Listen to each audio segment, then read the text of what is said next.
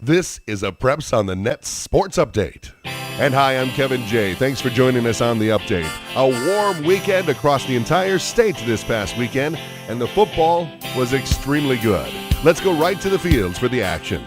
In the Great Northern, it was Medford looking to catch conference-leading Antigo Friday night, but that proved to be a very tall order.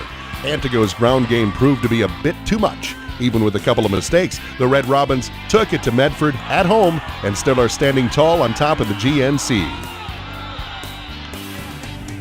The final, 14-0.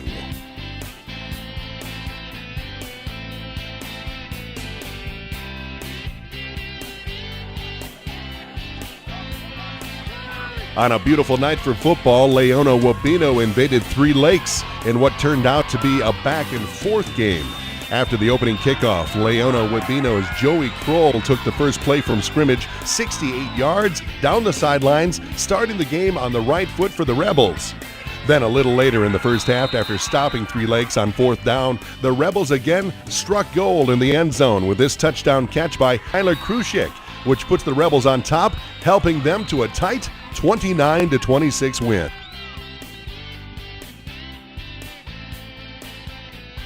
Now let's go to Chippewa Falls, where Saturday afternoon was hot and filled with high scoring. It's the McDonell Central Max hosting the Marathon Red Raiders. The Max Lucas Roth started the aerial show with this 28-yard pass for 6. PAT no good, the Max lead 6-0. Marathon answers with this 20-yard pass to Cody Henke, giving the Raiders a 7-6 lead. McDonald's Luke Riba takes off with this 60-plus yarder, and after a 2-point conversion, it was the Max leading 14-7. Marathon again answers with Dylan Sanchez, and this up-the-gut run, the game tied now at 14 apiece. No time for all the touchdowns in this game. It was the Max going on to win the final 44-34.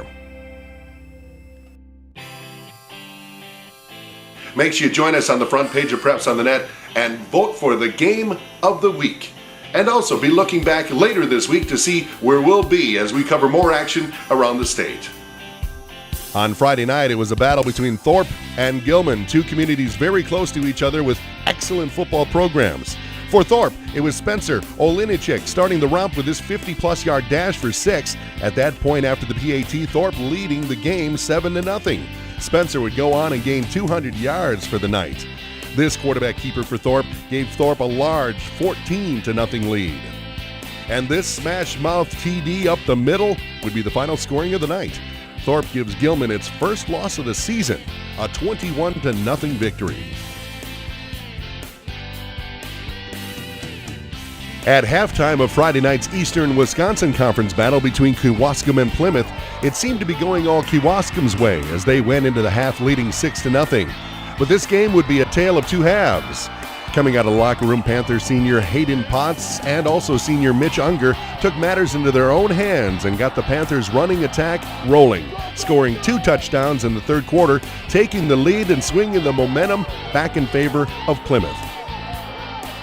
But during the fourth quarter, Kewaskum's defense stiffened, and their offense made a run late in the game to try and tie it up as quarterback senior Cody Nuremberg engineered a 19-play drive that ended with 4 straight incompletions deep in the Panther red zone, with the final pass failing through the receiver's hands in the end zone. That gave Plymouth a narrow 14-6 victory, putting them atop the EWC standings for the moment. I was very frustrated at halftime because our game plan was to do exactly that and come into this game, but we made so many mistakes early, putting ourselves in 1st and 15, 2nd and long. We became a drop-back pass team, which we are not. We are a smash-mouth football team, and I challenged them at half. Stop making the mistakes, first of all, and just run it down their throats, because we felt that our offensive line was better than their defensive line, and we could do that. And they accepted the challenge, and they sure played a great second half, I'll tell you that. When Stratford and Edgar meet on the football field, it's usually a knock-down, drag-'em-out affair. But for the second year in a row, the Wildcats won going away.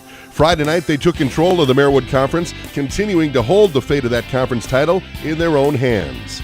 Well, it didn't take long for the Edgar offense to get going as they scored on their first possession as they punched it in on this 5-yard TD run, and then again just before the half from 25 yards out to go into the locker room with a 12-point lead. Coming out for the second half, Stratford still seemed to be in the game early, but as the third quarter wore on, Edgar's ground game kept eating up the clock, scoring touchdowns and sapping the Tigers' strength. Jory Skripchik ran for 130 yards on 16 carries and scored 3 touchdowns, while backfield mate Kyle Schuler took most of the load on the second half as he ran for 106 yards and 2 scores on 4 carries. The defense also continued its stellar play by not allowing a single point yet this season. Overall, the Wildcats lived up to their name and ran wild to the tune of 320 yards on 46 carries with 5 touchdowns, all on the ground for a final score of 32-0. That's the update for this week. For Preps on the Net, I'm Kevin J. Atto.